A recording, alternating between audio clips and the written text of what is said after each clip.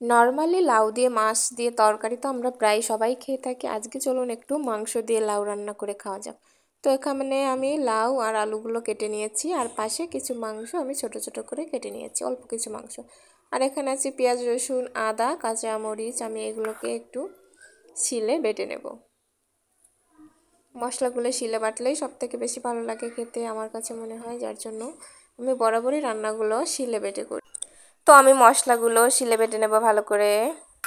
যদিও মাংস রান্নার সময় মশলা পুরোপুরি ভালো না বেটে থেতো করে বাটলেও একটা অন্যরকম টেস্ট হয়, তো যার যেরকম ভালো লাগে। তো আমি মশলাটা বেটে মাংসের সঙ্গে এটাকে মাখিয়ে রেখে দিয়েছি। আপনারা চাইলে মাংসের সঙ্গে নাও মাখাতে পারেন, এটা কোনো ব্যাপার না। তো আমি মাখিয়ে রেখে দিয়েছিলাম আর কি। তো ওই পাশে মাংসটা মাখিয়ে রেখে আমি কড়াইতে সর্ষের তেল গরম করতে দিয়েছিলাম। তরকারিতে সাধারণত যতটুকু তেল দিই তার থেকে পরিমাণে একটু বেশি দিয়েছিলাম। তার ভিতরে দিয়েছিলাম জিরে, গোটা গরম মশলা আর কয়েক টুকরো তেজপাতা। এইখানে এই লাউ দিয়ে মাংস রান্নার সময় কিন্তু মাংস দিয়ে লাউ রান্না করার সময় কিন্তু মশলাটা, বিশেষ করে গরম মশলাটা গোটা গোটা দিতে হবে, কখনোই বেটে দেওয়া যাবে না। যদি এখানে গরম মশলার গুঁড়ো বা বাটা গরম মশলা ব্যবহার করা হয় তাহলে কিন্তু রান্নার টেস্টটা একেবারেই ভালো লাগবে না। তো তারপর ফোড়ন দিয়ে তার ভিতরে আমি সেই মশলা দিয়ে মাখিয়ে রাখা মাংসটা দিয়ে দিয়েছি। দিয়ে ভালো করে নাড়িয়ে এর ভিতরে আমি একটু লবণ আর একটু হলুদ দিয়ে দেব। হলুদ দিয়ে এটাকে আমি অল্প আঁচে বেশ খানিকক্ষণ কষাবো। আসলে মাংসটা কিন্তু কষানোর উপরেই টেস্টটা নির্ভর করে মাংসের।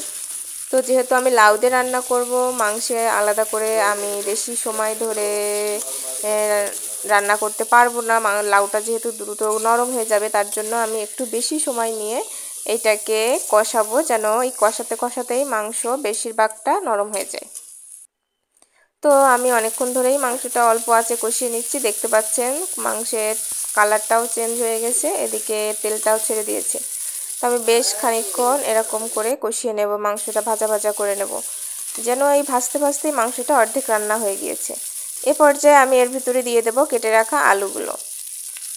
কেটে রাখা আলুগুলো দিয়ে এর সঙ্গে একটু ভালো করে মিশিয়ে নাড়িয়ে একটু সময় ভেজে নেব। যেহেতু লাউগুলো দেওয়ার সঙ্গে সঙ্গেই জল গলে যাবে আর ভাজা হবে না, তার জন্য আর এদিকে আলুগুলো একটু নরম হতেও একটু সময় লাগে, যার জন্য আমি আলুগুলো আগে দিয়ে দিয়েছি, লাউটা একটু পরে দেবো। তো আলুটা দিয়ে মাংসের সঙ্গে আমি আরেকটু ভালো করে মিশিয়ে ভেজে নেব, যেন একটু ভাজা ভাজা হবে। এটা কিন্তু নর্মালি লাউ রান্না করে যেভাবে, সেভাবেই রান্না করা হয়, শুধু মাছের বদলে এর ভিতরে দেওয়া হয় কয়েক টুকরো মাংস। তো আলুর সঙ্গে মাংসটা ভালো করে মিশিয়ে একটু ভেজে নিয়ে তার ভিতরে লাউটা দিয়ে দেব। লাউটা দিয়ে দিয়েছি, এবার এটাকে একটু নাড়িয়ে চাড়িয়ে মিশিয়ে নেব। এরপর এর ভিতরে দিয়ে দেব একটু লবণ বা একটু হলুদ। একটু কমই দেব যদি দিই, কারণ আগে থেকে একটু দেওয়া আছে। তো এটাকে ভালো করে মিশিয়ে নাড়িয়ে চাড়িয়ে, না দিলেও চলবে। যদি আপনার মনে হয় যে আর দেওয়া লাগবে না তাহলে দিবেন না, আর যদি মনে হয় একটু দেওয়া লাগবে তাহলে দিবেন। তো আমি এখানে সামান্য পরিমাণে দিয়েছিলাম, কারণ আমার একটু সামান্য পরিমাণ কম আছে বলে মনে হয়েছিল। দিয়ে সেটাকে ভালো করে মিশিয়ে নিয়েছিলাম। লাউ আমাদের স্বাস্থ্যের জন্য বরাবরই খুব ভালো, সেটা আমরা সবাই জানি। বিশেষ করে এই গরমের সময়ে পাতলা খাবারের ভিতরে যতগুলো খাবারের নাম থাকে তার ভিতরে একটা এই লাউ। তো এই লাউয়ের ভিতর আমি এবার পরিমাণ মতো জল দিয়ে দিয়েছি। যেহেতু মাংস দিয়েছি এই জন্য আমি একটু লাউতে এমনিও একটু জল গলে, তারপর একটু বেশি জল দিয়েছি, দিয়ে আমি ঢাকনা দিয়ে ঢেকে রেখে দিয়েছি।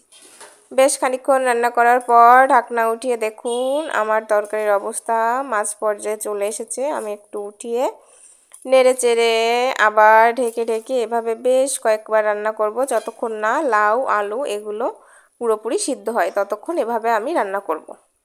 এই যে আমার রান্নাটা প্রায় শেষের পথে চলে এসেছে, সব কিছুই নরম হয়ে গেছে, রান্নাটার কালারটাও চেঞ্জ হয়ে গেছে, তরকারিতে ঘনত্ব চলে এসেছে।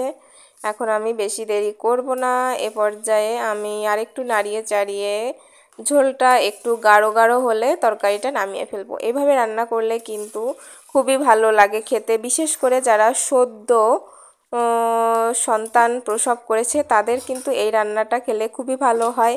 তো সবাইকে অসংখ্য ধন্যবাদ।